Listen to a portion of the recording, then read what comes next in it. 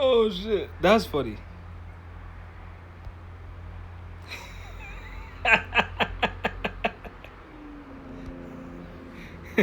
Peace, peace, peace.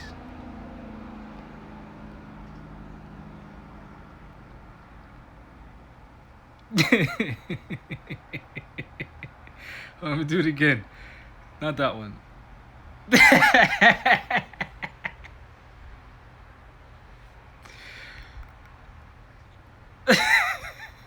Alright, that's not what I came on here for. Oh, but when I was going live, I clicked on that and I thought it was funny. So, keep the filter on for the lecture. Nah, I might turn it on and off just a little bit, just for fun. So I want to go over this. I'm not gonna go over the whole thing because it's that was weird.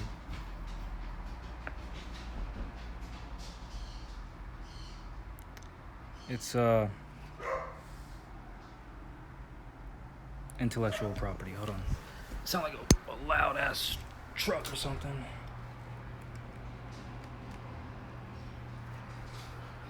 Motherfuckers might want to relax before I gotta put the gear on. What was that, Bear? Yeah. Yeah. Nah, that's why Bear was tripping. Yeah, I was trying to see. Did you check the cameras? Yeah. Alright. Peace. We're making sure no funny shit's happening. Because there's a loud ass. It sounded like a truck.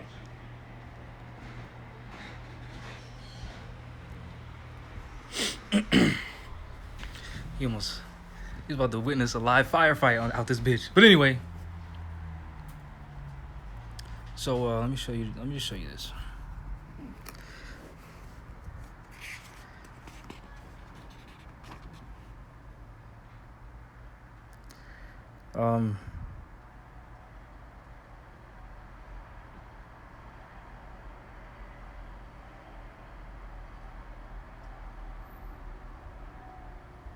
So basically, this is in regards to the Rise of the Moors study group application and our nationwide temple initiative, which is basically trying to establish or assist Moors in establishing a Rise of the Moors temple in their area, and then subsequently, doing videos to help Moors in different areas attract Moors from those areas. So let's say you're in Massachusetts or whatever, or you're in, let's name a city in Massachusetts. You're in Springfield, Mass, right? It's like 2 hours away from here. And you go online, you get the Rise of the Moors application, and you go through the steps, blah, blah, blah, blah, blah. And then you get the Rise of the Moors study group certificate. I'll then go on video. Well, I'll communicate with whichever individuals I went through the process, communicate with them, figure out if they're gonna go meet up in a public area at a public library, or if Moors have their own place that they don't mind having strangers come to.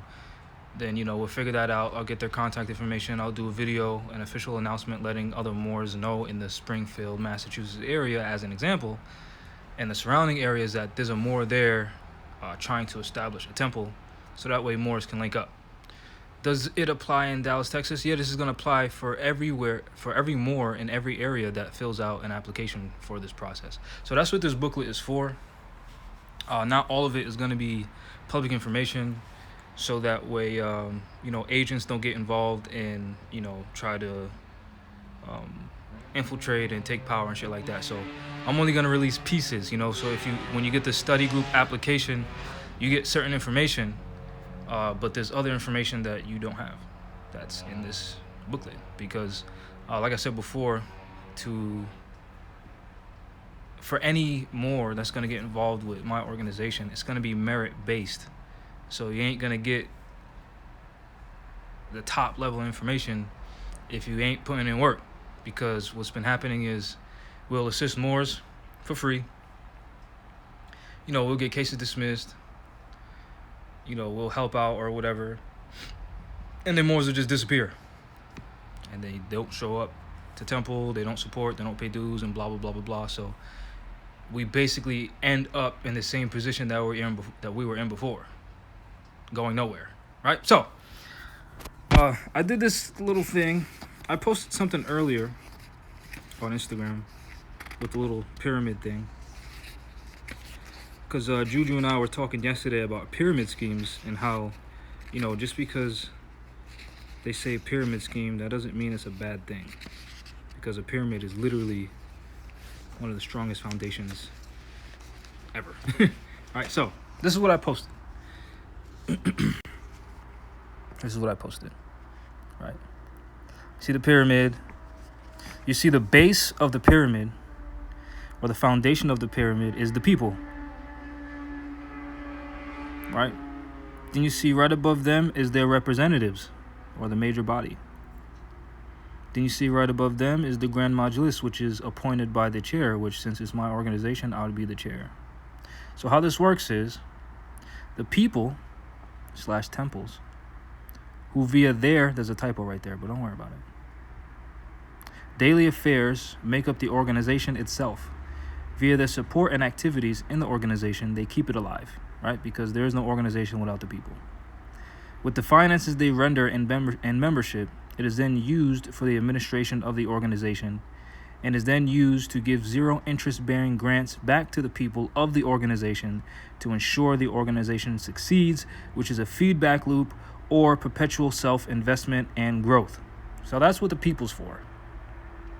Then amongst the people, they would elect these people to help these people, the Grand Majlis, and this person, which would be me, create the laws of the organization. So this is so it's this is so there's so that way, the people of the temple would elect, let's say there's a temple in Dallas and a temple in wherever else. Let's just say there's a temple in Dallas, right? There's a temple in Dallas. They would have their Grand Sheikh via election, and then they would elect another person to represent their temple that would consist of the major body that would help the Grand Majlis create laws for the organization itself. So these people wouldn't necessarily be temple members, but these people will be to ensure that when laws are being made for the organization or rules are being made for the organization, every temple has a say in it. That's what this body's for, right? So you'll see the major body who consists of elected officials from the temples themselves, and assist the Grand Majlis with the administration of the organization, as well as establishing laws of the organization as temple members, right? Then these people, right, the Grand Majlis consists of appointed officials approved by the Grand Body, assist the chair with the big picture administration of the organization, as well as establishing laws of the organization as a non-temple member, unbiased party. So that way, if there's issues between temple members or Grand Sheiks and temple members, or Grand Sheiks of one temple and another temple, these people, since they're not temple members, can adjudicate over that issue, right? It's called a separation of jurisdiction. Just like when you look up the Moorish Temple of America with the Supreme Grand Council that Noble Jar Ali established, that was part of their job. So since the Moorish Temple of America is not doing their job, which is self-evident, it's prima facie evidence, there's no way that 90% of the Moors alive today know about Taj Tariq Bey and they don't know who the Supreme Grand Chairman of the Moorish Temple of America is, which means Taj is way more active than whoever this guy's claiming to be, or a girl, or whatever, right? So since we, the people, realize that Prophet Noble Jar Ali's trust has been dirtied, which means, it basically means he trusted the Moors to be in the positions that they're in and be honorable. That trust was broken by them being dirty. All right, it's not a piece of paper that these Moors messed up. No. Noble Jar Ali told you the foundation of the movement is the minds of the people. So what they're doing is not giving the information the way it should be given. They're keeping Moors in this church bullshit, group, club, church crap bullshit. So we're not going anywhere. So we as the people have to figure out what we're going to do next. And since we're self-governing, autonomous, we are sovereign, and all that good stuff, people like me can start an organization, and people like you can join that organization. That doesn't mean the Rise of the Moors organization is better than anyone else. No. It's just, if you like the direction that we're trying to go in, then help. If you don't like the direction we're trying to go in, then stop watching it live and go support some other Moors who are doing better. Literally, that's it. Ain't no bar group is better than yours. It's just like, if you look at the United States, right? They have the Marines, they have the Army, they have the Air Force, and they have the Navy. Although the Marines claim to be better than everyone else, it's not about who's better. It's about which organization do you want to be a part of. Just like there's board members of Walmart. They didn't want to be board members of CVS. They wanted to be board members of Walmart. Right? So boom. That's basically it. And then I just put the little chakras in the back to kind of show, how this works. To give you an idea of the ethereal or spiritual aspect of this. Because an organization is a body. The word corporation means body in action. So I'm trying to show you that this would be a body in action. But the body in action consists of individual bodies, like myself. Right? This is a body. And then you're also a body. And then us moving as one, that would be called a corporation. A body in action. The word corporation isn't bad, right? Because Moors realized that, the United States isn't a government. Well, I'll try to keep it simple, right? They'll realize that the United States isn't a country. It's a corporation. And they think that means it's a bad thing. No, that's not what that means.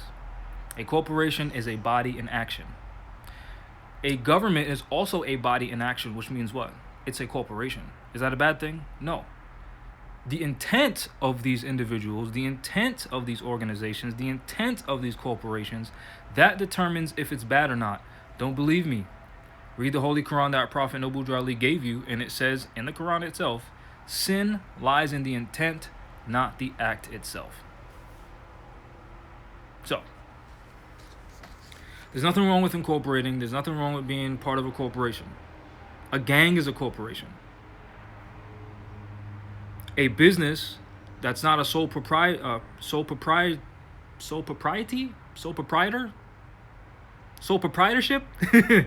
a business where there's not just one person owning it is a corporation. Whether it be, a partnership, that's still a corporation because you and that other person are moving as one, which makes it a corporation. So it's not a bad thing.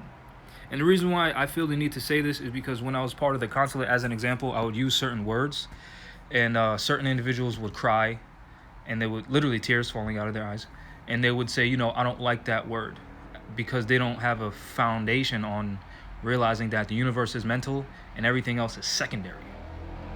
So it doesn't matter if you like the word or not. What does the word mean? How can we use that word to relay the proper message, etc. So that's why I'm going over this, because I know a lot of Moors. I know some Moors aren't where other Moors are, because some Moors woke up earlier and some Moors are just now waking up, and everyone has a different learning capacity, right? So that's what that's for. So you can kind of visualize what this is about. Then I'm going to read. I want to read organizational loyalty, because I think I did a pretty good job on explaining what this is. And this was a result of partially my fourth book being destroyed, and realizing that, me trying to get a bunch of people to move out here is not going to happen. Excuse me. And then it was also inspired by Marcus Garvey, because when I was writing my fourth book, which was inspired by the Rudder and Sextant, and inspired by a bunch of Moors, basically upset that I made the Rudder and Sextant available to everyone because they want to be gatekeepers. I put, basically to shut them down from trying to control information and all that crap. I put what Marcus Garvey said when I'm going to paraphrase, but he said the government reflects the will of the people. Therefore, before you have a government, you have to have the people, right? So what Moors are doing right now is they keep trying to establish government without teaching the people. Which is why I was talking about the Rise of the Moors University, which the Rise of the Moors University is going to be incorporated in the nationwide temple initiative, because in order to be part of the Rise of the Moors temple, you have to go through the study period, so that's part of the university. So we can use the consulate as an example. I have literally been posting on Facebook, Jamal Tilabudula Bey on Facebook, evidence of Light Tajiri Bey committing treason against the Moors by restricting the Moors' ability to vote. Now, since the Moors don't understand or comprehend, not all the Moors obviously, certain Moors don't understand that they have the power, and they don't understand how what she did was treasonous, they're defending her, right? So to avoid that, to avoid, or to possibly limit the chances of someone else forming a coup or an oligarchy or this high school club within, the Moorish government, again, the people have to be competent. And the only way for them to be competent is to give them information. So that's why you'll see in the Rise of the Moors University video that I posted a few weeks ago that we recorded on Noble Jali's birthday, you'll hear me reference, giving the power back to the people, because the people have to know that they are the power. So yeah, that's kind of what this was based off of, right? So I have a whole paragraph or a few pages on organizational loyalty, so I'm going to read it to you. It's entitled Organizational Loyalty. Imagine that. It says, an organization is nothing without the people. That's the first sentence. And then there's a period right there. I'll read it again. An organization is nothing without the people. Any questions on that?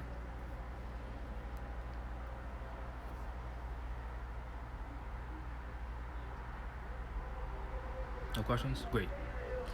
The word organization, when used as a proper noun, and the letter O is capitalized, signifies the people who constitute and run the organization in an organized fashion. Right? So you have the individual human beings, which they are a body. Once they organize themselves, right? Organize as in the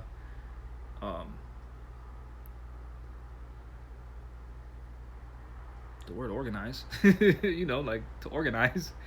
Once they successfully organize, they then can be referred to as the organization. Right? Simple. This crap is simple, right?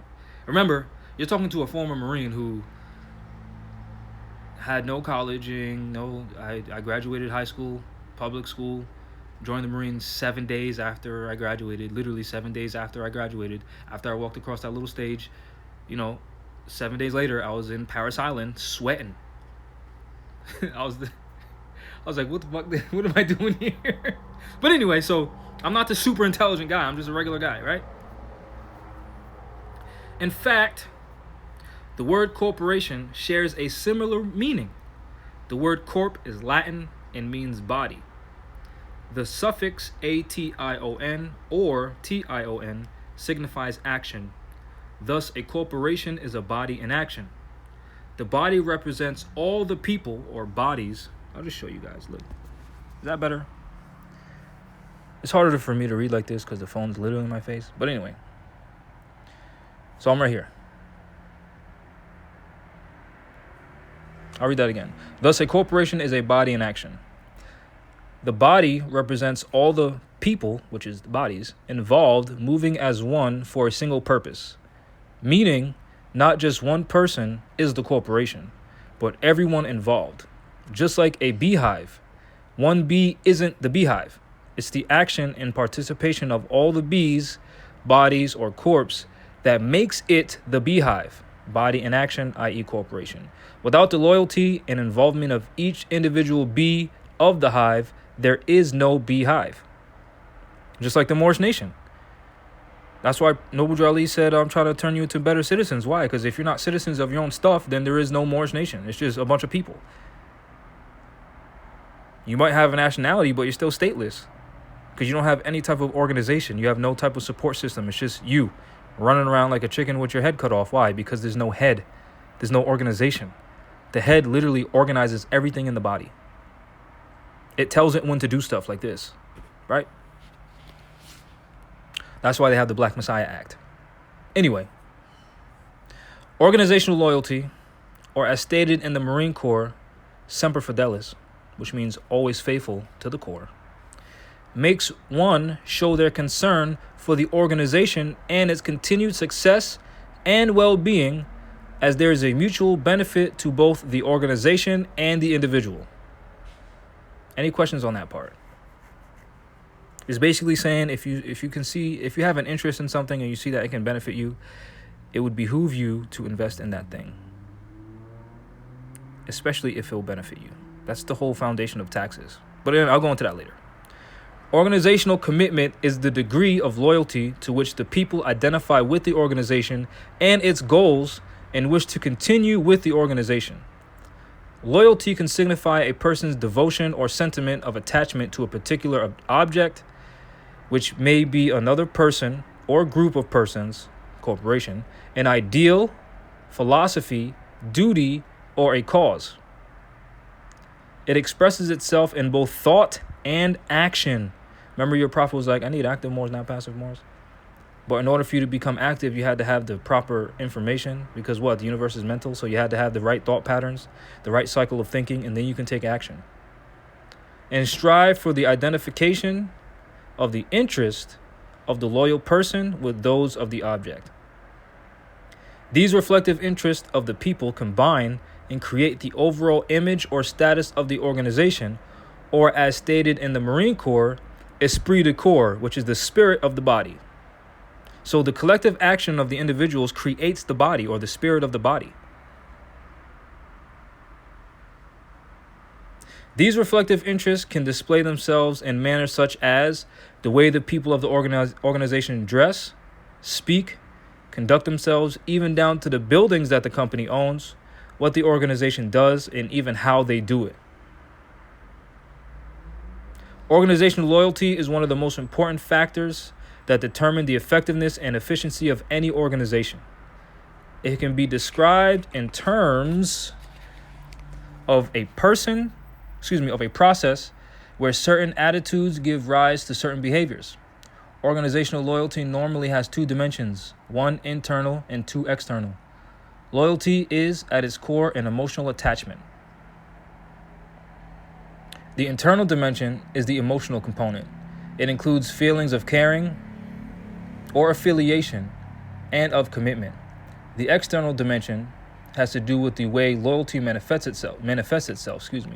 Both are a reflection of one another, as above, so below, as within, so without. Any questions on that? So you see how organizational loyalty is at the core of any organization? Because without it, you have no interest in anything. Which is why I stated before, and for those of you who've been following us, or watching our progress as an organization, you'll see where I mentioned several times, Moors will come to us for help and then just leave. Where's the organizational loyalty? How can you expect for us to accomplish bigger feats, if I'm using that word right,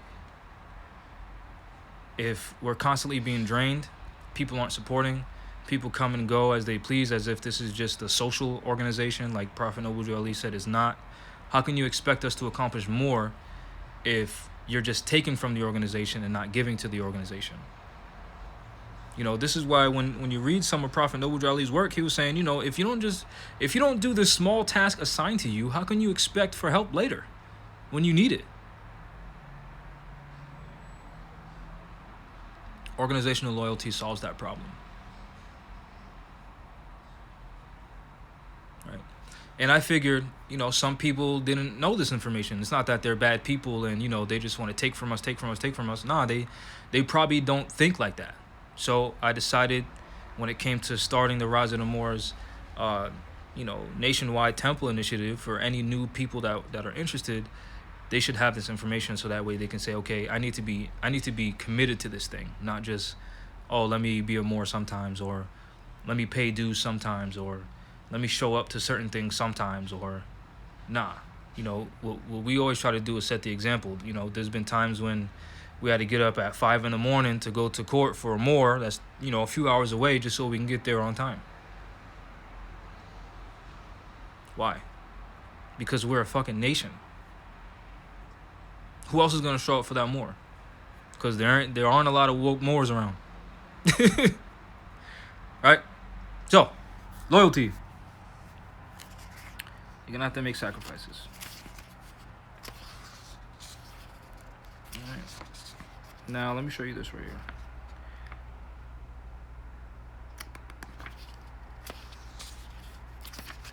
Actually, I'm gonna read that. That's what Noble Drew Ali said. Our dollars and cents. This is from the Prophet. The doctrine of economic security is by no means as widespread and intensive amongst Americans of our group as the circumstances demand, and the more written and said on the subject, the better. We need to more earnestly urge contentious support of the businessmen and women of our group in their chosen fields of endeavor. That's why we have we made it available so that Moors can advertise their business on our website.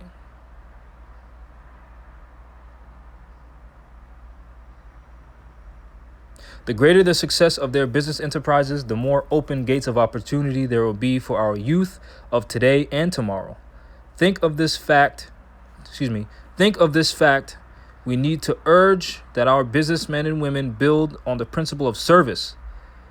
We need to urge greater cooperation among them to render courteous, honest, and efficient service to the buying public. And if you get my book, how I made $46,000 or whatever in 22 months, you'll see where I talk about there's only two types of business: goods or services. Right? They should not expect any support and patronage merely on the grounds that they are racemen and women in business. So no, none of that just support black just because you're black. No. None of that support Moors just because you're Moors. No. You better be providing something that the people need. But for the reason that the service and the quality of their goods and products they sell are equal in value to the service and merchandise offered to the buying public by any other business people. So you got to be competitive within the market. Which, if you get my book on how I made $46,000 in 22 months, you'll see I talk about all this stuff in detail. Remember, Noble Drew Ali made it mandatory that every temple have classes on business. That wasn't optional. I'm pretty sure he had a supreme business manager of the entire organization itself, and you'll see how I incorporate that into this. Actually, you can see up here, there's a vizier of the treasury, part of the Rise of the Moors organization. But anyway, hold every Moorish organization to the standard of Prophet Noble Drew Ali. Right? There should be maintained a cooperative spirit amongst our. See that spirit.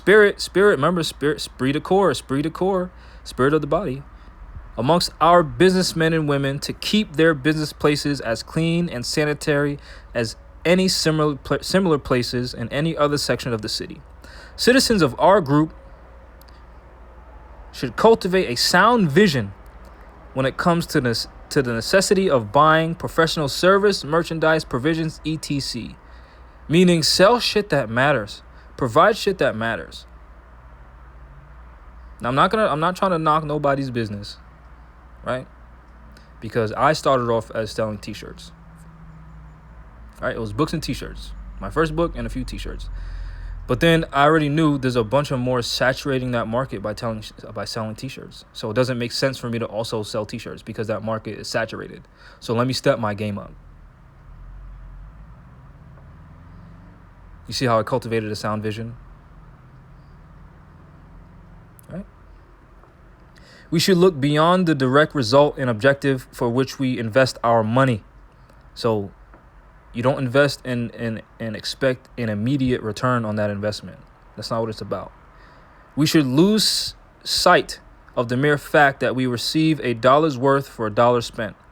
We should keep firmly in the mind the necessity of keeping each dollar spent as much as possible within the sphere of our own activities, where they will create further openings of business enterprises and wider opportunities for the men and women of the group to procure soundly remunerative employment. Now, remember what the prophet said. Remember all of this that the prophet is saying, and then look at what I'm talking about. And then compare what I'm saying to what he said. Right? So this is the reference, Our Dollar and Cents, that Noble Drew Ali put together.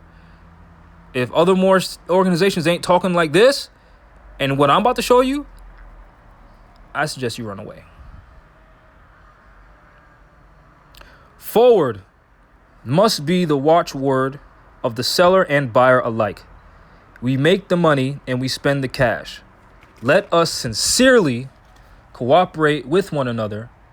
Our plight will change when we change ourselves.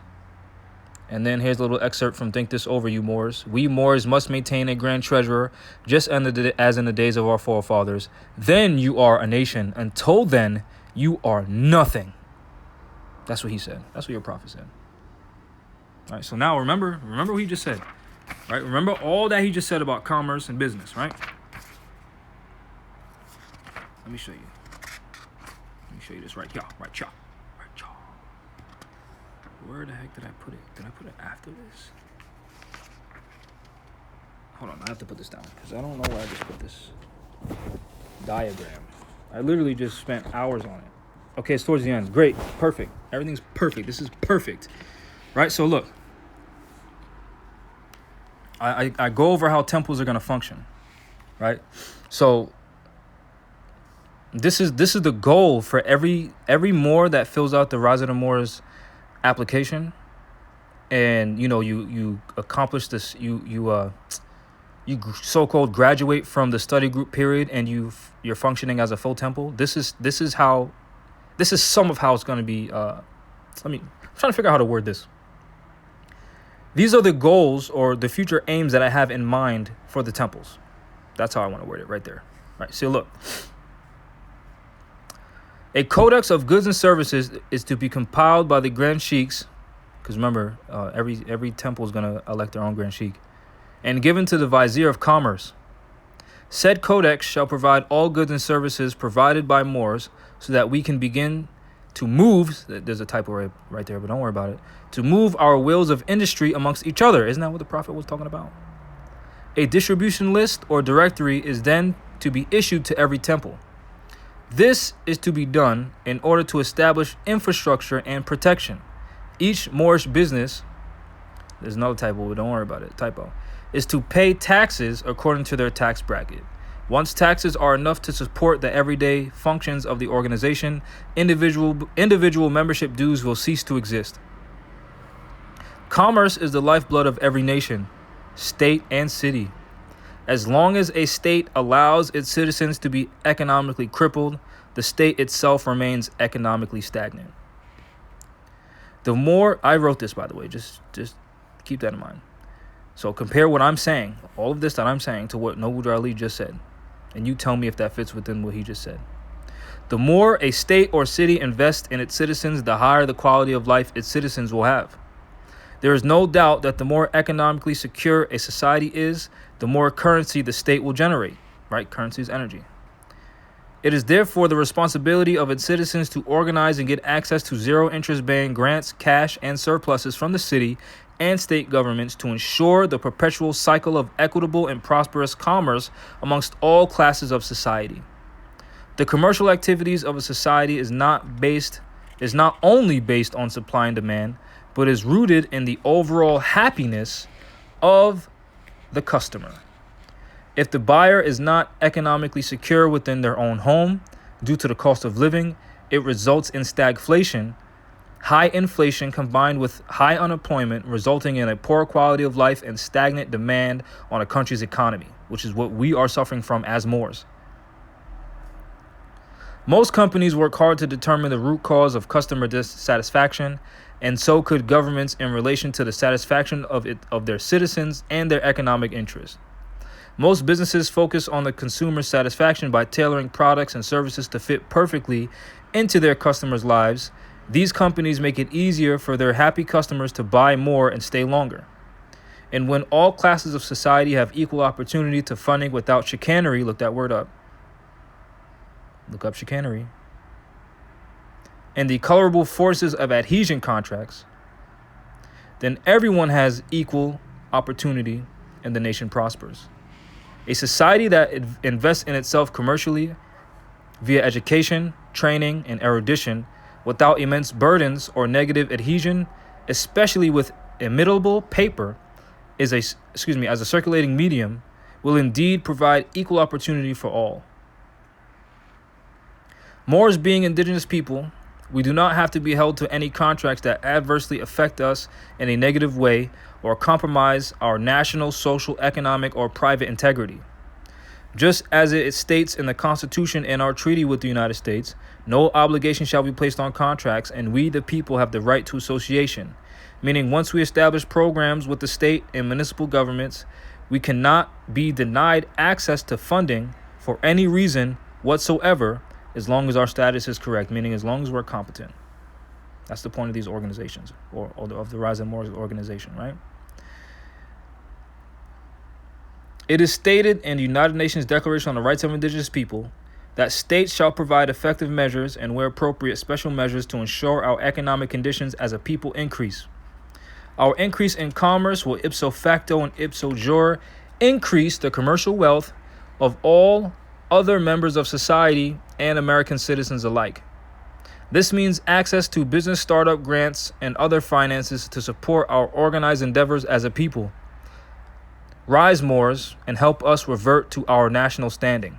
It is through commerce that essential governmental infrastructures are established and maintained, such as wages for public workers, the maintenance of courts of justice, and the like. All right, and this is what I put together to kind of show you what that looks like. All right, so right here is the root of everything, the people. So you'll see where the people learn the necessary tools to become better citizens by learning how to start their own businesses and learning their relationship to, within, and with their elected or appointed officials. The people elect and appoint Rise of the Moors officials to protect them and establish laws as to how commerce is to be regulated within the organization and pay dues to the organization. So that's what that represents, right? This would be, the Rise of the Moors. This would be the newly established temples, and they would be paying in by paying dues to keep stuff going, right? Then what happens? The people, with their newly acquired skills and knowledge ascertained from the Rise of the Moors organization, establish their own businesses and hire their own, which is infrastructure. So that's what this is. All right, then what? Those businesses, in turn, pay taxes to the Rise of the Moors organization, thus eliminating over time the need for membership dues. So now this will no longer happen. That part will no longer happen. It will just be this. The green right there. So it will be the members establish their businesses, their business pays taxes, and then what? Out of the taxes collected, a portion is used for the administration of the organization, and funds are allocated for investment back into the people, which would be startup business grants. So once, this, let's say 17 temples that have done this process, right? Then the 18th temple, there would be no need for membership dues. It would be, okay, how many of you want to have your business, want to have a business, right? Then since this cycle is already happening, we'll just say, okay, here's some fiat or gold or silver or whatever that we've been generating over the past X amount of years. Here's $10,000 worth of grant money. And the only requirement is that your business in turn pays taxes to our organization so we can keep this going. So compare that to what Noble Drew Ali said. That's infrastructure. So now there isn't going to be a debate on, well, Moors need government first. Oh, no, we need commerce first. Oh, no, we need a military first. No, we can establish all of that at the same time. All you got to do is go to riseofthemoors.org, click on that membership form, application, fill it out, and watch it happen. And if you have any doubts, that's fine.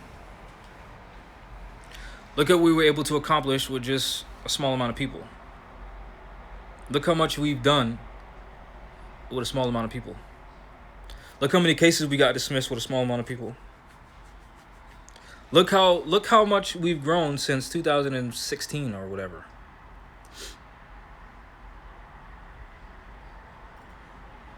Thank you. The shirt was a gift. It was a gifts. It was a gifts. It was the donations from my boy that I was in the military with.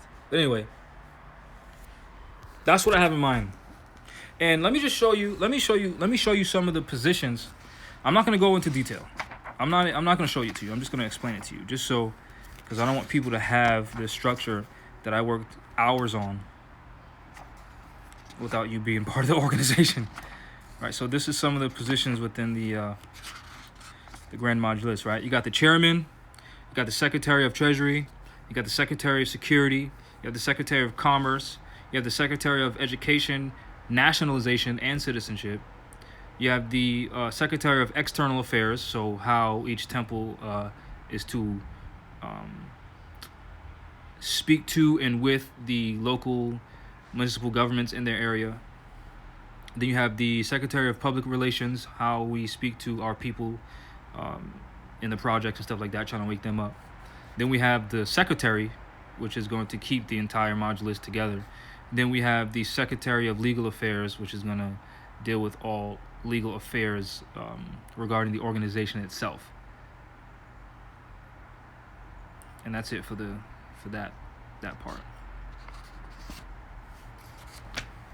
So yeah, excuse me. Let me just show you the thing again, just so you can see it. Because I know some people can't, or I know some people are visual learners, so I put this together. So if you need to see it first before you do it, this is kind of what it would look like. You know, this is what the tax system is based off of. This is why the tax system is voluntary compliance, because you're supposed to receive a benefit from it. So if we assist you as a Rise of the Moors organization with information and help and make it so that you can start your own business, then you should know that you have an obligation to pay back into the organization that established you, to keep the organization going so we can help other Moors.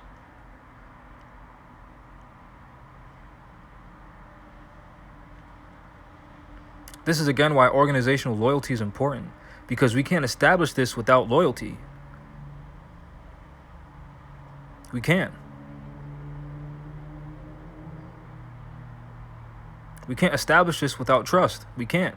Do we even trust each other? And we can't trust each other if we're going to allow people like Light Tajiri Bey to be in charge of organizations and commit treason. We can't trust each other if we're allowing the heads of organizations to take positions of authority with no track record. It doesn't make sense for us to join organizations like that. Exactly like that person said, reciprocity. Here at Rise of the Moors, we've been showing you proof every step of the way. Every step of the way we've been showing proof. Every step of the way. Even the uncomfortable parts we've been showing you. Even the cops pulling up to the door we could possibly die, we're showing you. Why? To show you that we ain't scared. To show you that no matter what, we're not going to fold on you. That is what should be expected out of your leaders. Not, let me talk real good. I say beloved and Islam family, and then now I'm your fucking leader. And show me one leader is preparing packets of information like this on organizational structure and then explaining it to you in detail, and then letting you know, hey, you don't have to be part of this. You don't have to be. You're a Moor by blood. This don't make you a Moor. But if you want to see success, if you want to be part of something bigger and greater than yourself, if you want to be part of something that's going to have uh, a direction to go in, and not just we're going to make you feel good and we're going to say things that sound good. No. You want proof? Come over here. If you want that other stuff, that's fine. Go somewhere else. Because like I said before, pretty soon it's going to be just me contacting or assisting Rise of the Moors Temple members, dues paying members, establishing your own business, paying taxes to the organization members. Because look, you can't contact the city of Providence and you live somewhere else asking them to take out your trash. Nah, you got to be in the city and pay taxes to the city, and then they'll take out your trash. So it's not like I'm doing something like, oh man, he's playing that group club. Nah, nope. Noble Drew Ali said it himself when he was asking for the 50 cent for your card and the 50 cent for your button or whatever. He said, if you don't do this small task, remember at that time it was gold and silver, so it was actually worth money. He said, if you can't perform the small task assigned to you, then don't ask for help. If you're not putting in, you're no longer going to be able to take out.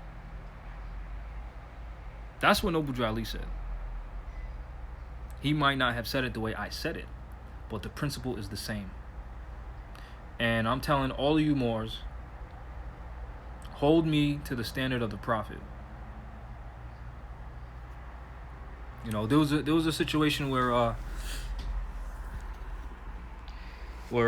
I had stated, it was before the rally when we were going to the protest to put the legislative and executive branch of government on notice about how DCYF is operating unconstitutionally. And we had been experiencing, you know, we will come together, we'll vote on, okay, we're going to be here at this date, at this time. People, you know, they'll say, well, I can't because of work, because of this day. Then we'll change the whole date and we'll all vote and we'll say, okay, who can be there, who cannot be there. Then when it came time to be in there, everyone's like, oh, I left my cat in the refrigerator, so I can't. Oh, my shoelaces are under the dry cleaner, so I can't show up. Oh, my tooth fell out, so now I got to put it back in, and then no one shows up. So I said, okay, if you cannot come to this event for children, then I don't want you coming to the temple no more. And some people were in their feelings about that. And I'm not going to mention any names because this is not about disrespecting anyone or anything like that. It's about the principle of what Noble Drew Ali said. He said, those of you who lose confidence in the Prophet, turn in your card and button, cease wearing your turban and fez, and return to the state where I, the Prophet, found you. Remember, Noble Drew Ali said he came for the children and the yet unborn. So we're going to this rally for the children. What else are you in this movement for? So I said, if you don't show up for the children, stop showing up. I don't even want you around. What are you showing up for? You know, so Amor asked me a question saying, I'm going to paraphrase. And again, this is not about disrespect. This isn't, you know, because that Amor and I talked in detail about this. And, you know, so this isn't animosity towards this person or anything like that. You know, this is just letting you know the principle that I operate off of is extremely attached to what Noble Drew Ali said. So hold me to that shit, because I had to clarify this for the Moor. So he asked, basically what I was saying was, if you don't show up, then kick rocks. And I said, yes, that's what the Prophet said. And then I referenced that quote where he said, if you lose confidence in your Prophet, cease wearing your turban and fez and return to the state where I, the Prophet, found you. So I'm operating off of the same principle. I'm operating off of the, okay, if you've been coming to my class for X amount of time, if you've been coming to my class and you've gotten cases dismissed, if you've been coming to my class and you learn something and you're no longer paying taxes or you receive some type of benefit, if you were confident in my leadership then, why are you not confident in my leadership now? So if you're not, kick fucking rocks. That's what the Prophet said. Right? And the reason why I'm like this, part of the reason why I'm like this, is because I comprehend that when it comes to business, when it comes to the salvation of our people, there is zero room for emotional decisions. Now, your decisions can be backed by emotions. That's different.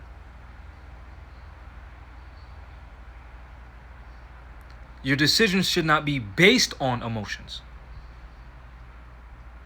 See the difference? So, if you can't show up for children, kick rocks. What you here for? Because the shit ain't about you. It's about the children. Right? So hold me to the prophet. Wait, what did he say? If you lose confidence in your prophet, cease wearing your turban and fez. Why? Because he brought that shit to you. Because before you thought you was Christian nigger stuff, wearing fitted caps crap. He brought you turban and feathers. So if you lose confidence in him, stop wearing that shit because he brought it to you. And return to that state where he found you. So again, I'm operating off the same principle. If you came to the Rise of the Moors, you've been watching our YouTube videos, you've been seeing we got cases dismissed, you study from us and you got cases dismissed, and then you doubt whether, you know what, Jamal, you shouldn't be doing this Rise of the Moors temple initiative and open up temples everywhere else, or you shouldn't be bearing arms and defending yourself, okay, kick motherfucking rocks. Because the same person I was when I started, former Marine, same person I was then is the same person I am now. And defending yourself is a principle of nationhood. How are we gonna sit here and lie to people and say, yeah, join Rise of the Moors organization, we're gonna set up a business and we don't need people to protect that business? See how fast these Europeans come in and shut that shit down. So let's be honest. Every single nation on this planet has something called a national defense force. Within that national defense force, it comprises of things like a militia or a military. Things like the Department of Justice or the Department of Defense. Things like intelligence agencies. That's all part of national security. And didn't Prophet Noble Ali said demanding ours? Didn't he say we have the right to have everything that every other nation has? So why are we playing stupid Negro games? I'm afraid to defend myself games. I'm afraid to stand up for real games. We want to be Moors on camera and, you know, when there's no danger around. But when there's danger around, we want to be niggers again. It's like Smokey when Debo pulled up. Smokey said, I got mind control over Debo. When he's around, I'll be quiet. But when he leaves, I'll be talking again. So when everything's fine, you're a Moor. But when shit hits the fan, you're a 14th Amendment citizen again. Where's the organizational loyalty? Where is it? Because when you have organizational loyalty, your loyalty isn't to people. It's to the idea. Why? Because people can be corrupted. The idea of something can't be. That's why Fred Hampton said, you can kill a revolutionary, but you cannot kill a revolution. Right? So, what Noble Drew Ali brought us was perfect. People fucked it up. By what? By being dirty, by being sellouts, by teaching the wrong information, by spreading fear, by saying if you do that law stuff, you're going to go to Guantanamo Bay, and all that crap. That's why there's so much confusion within the Moorish movement. And to prevent that confusion within the Moorish movement, Noble Drew Ali established the Supreme Grand Council and look up their job, and you'll see part of their job, part of their sole purpose is to end the confusion. How come these people ain't doing it? So again, it's up to us who came into this movement with our eyes wide open, seeing and knowing, to take responsibility. And not take responsibility egotistically by saying, well, I'm an empress, and I'm the sultan, and I'm the emperor, and I'm the potentate, and I'm the king of the Moors, and I'm the pharaoh, and I'm this, and I'm the that. No. You take your place by being who you are. And then based on your merit, the people will determine what your status is. That's it. That's why when you see Ali being in an exalted title, an earned title, you can't just claim to be an Ali. You have to first be the Ali. You have to first be it. Then the people have to recognize you as it. and then you get that title. Just like King. I've said this multiple times. So if you've been watching my videos for a long time, you heard me say this before. Just like King David. King David was chosen to be king by who? By Allah. So by like when you're born with a certain at a certain time and things like that, your zodiac basically determines who you are. So he was chosen based on that, based on his spirit, based on his energy, based on the time he was born, right? Then through life, he had to prove that he was going to serve his higher purpose and become king. So he was actually already king once he proved it based on his merit. But officially, dealing with politics and the structure of government in a republic, the people also had to elect him as that. He didn't just say, oh, well, I was born and now I'm king. No. Born that way. That's why Noble Drew Ali said Muslims are born, not made. Because certain people are just born for certain things. And that's not bad. That's not great either. It just is what it is. That doesn't make anyone better than anyone else. So Muslims are born, not made. Then you're supposed to be recognized based on your merit, not your mouth. Not your mouth. Remember, I don't know if y'all know this or not, but part of the reason that made me officially separate from the consulate was, besides all the bullshit, I was contemplating it for a long time, because it wasn't an easy decision for me to make. And I remember texting Taj one day and asking him about some stuff, and he said, it doesn't matter who it is, who the person is, what the organization's about. Always hold them to the standard of Noble Drew Ali, and always hold them as an example to the divine warning by the Prophet for the nations. And Taj Tariq Bey, in the text message that he sent me, which I don't have anymore because it was on my phone book, but he mentioned the importance of writing literature for our people and showing our people that, clearly laying out footprints for people to see that they went that way. And once he said that, I realized when I was part of the consulate that I was the only person part of the consulate at the time that had written anything for our people, any type of literature where they can cross-reference what I was saying. I was the only person at the time who did that. I was also the only person at the time that had any type of cases dismissed with dockets that I can prove to and show to the people. So I'm like, wait a minute.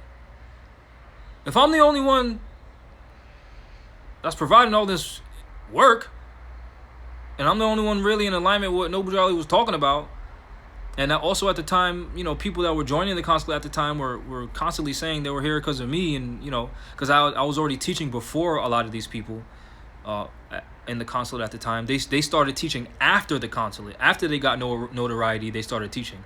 I did everything grassroots off my back. I built this off my back. So I was like, wow, I can't be part of this crap. I'm the only one. First of all, I'm the only one doing shit. I created the state of the state. I created the notice that we gave to all the governors. I created the skeleton of the trust. I created all this crap, and these people aren't doing anything. So I separated. And I say that because we have to actually hold our so-called leaders to some type of standard. A standard that where we can see results. Where we can see results that benefits everyone, not just an individual. Where we can see results, not just people saying things that make us feel good and look good. That's what we need. So if you want to be part of that, I suggest you be part of the Rise of the Moors organization, because based on what I'm seeing, we're the only Moors out here doing what we're doing, the way we're doing it, showing you proof every step of the way, showing you progress every step of the way. Why do you think the FBI is investigating us and not these other people? Think about it. If all these Moors were really about our salvation and upliftment, how come the FBI is not trying to stop them? Because they ain't doing nothing.